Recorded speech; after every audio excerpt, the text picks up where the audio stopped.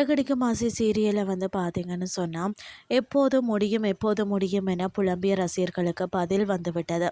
அதாவது சிந்தாமணி சூழ்ச்சியால் வீட்டை இழந்த அண்ணாமலையின் வீடு இப்போது மீண்டும் கிடைத்து விட்டது. எப்படியோ கார்களை வச்சு கடன் வாங்கி சிந்தாமணி செய்த சூழ்ச்சிகளை சமாளித்து பணத்தை கொடுத்து வீட்டை மீட்டு விட்டார். குடும்பத்தினர் அனைவரும் வீட்டிற்கு வந்து சிறப்பு பூஜை எல்லாம் செய்துள்ளனர்.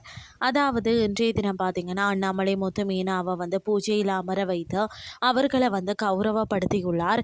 வக்கீல் கொடுத்த வீட்டு பத்திரத்தை முத்து பார்த்தீங்கன்னு சொன்னால் தனது அப்பாவிடம் கொடுக்க அவரோ இது உங்களிடம் இருக்கட்டும்னு சொல்கிறார்.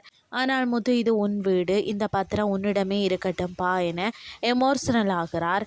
அத்தோடு பூஜை காட்சிகள் முடிய மனோஜ் பிரச்சனை ஆரம்பமாகிறது. அதாவது மனோஜ் பூஜையில் எல்லாரும் ஜோடியாக இருந்தார்கள், நான் மட்டும் தனியாக இருந்தேன் என விஜயாவிடம் கூறுகிறார். எனக்கு விவாகரத்து கிடைக்கவே கிடைக்காது போல தெரிகிறது. நீங்கள் வர வீடியோ பார்த்து அவளை மோசமாக திட்டிவிட்டீர்கள். நீங்கள் அதற்காக மன்னிப்பு கேட்டால் கண்டிப்பாக அவள் விவாகரத்து கொடுத்து விடுவாள் என்று சொல்கிறார் மனோஜ். உடனே விஜயா மனோஜிடம் போன் போடு என கூறி ரோஹிணி அசிங்கமாக பேசி காரி துப்பி மிகவும் அசிங்கப்படுத்துகிறார். இந்த பிரச்சனை முடிவடைய அப்படியே மீனா அம்மா வீட்டில் சத்யா காதல் குறித்த பிரச்சனை வெடிக்கிறது.